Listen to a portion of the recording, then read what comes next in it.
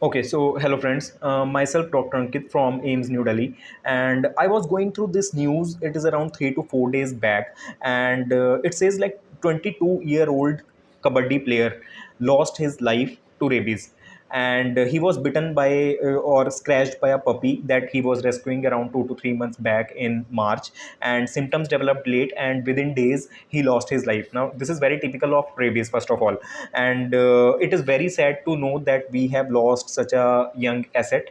And the saddest part is that people are so ignorant. Even the learned, educated people are so ignorant and conceived by the myths and the notions in the society.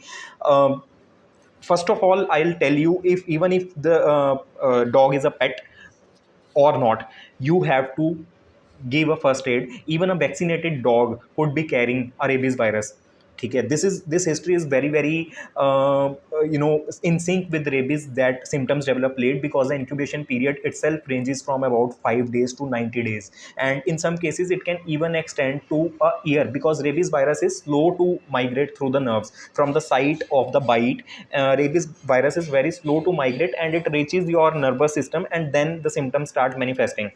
But the important thing is ignorance. Ignorance is very common in our society. We receive so many patients in emergency departments, in ICUs, and they got scratched, got bites from the stray dogs or even the pet dogs, and they just don't bother. And you don't know where your skin has a breachment, and that dog's saliva or dogs, this virus can transmit through. So the important thing is कि, see, it is a 100% fatal disease. 100% mortality is there once the symptoms start manifesting. So it is very very important to go to the nearest medical facility, to the nearest healthcare professional, and take the first aid, wash the wound thoroughly for 10 to 15 minutes, get yourself vaccinated, and don't wait for the dog to survive or not. All those things are bullshit. And just don't ignore bite from any animal, or sometimes we go on a tour and we get scratched by monkeys or langurs.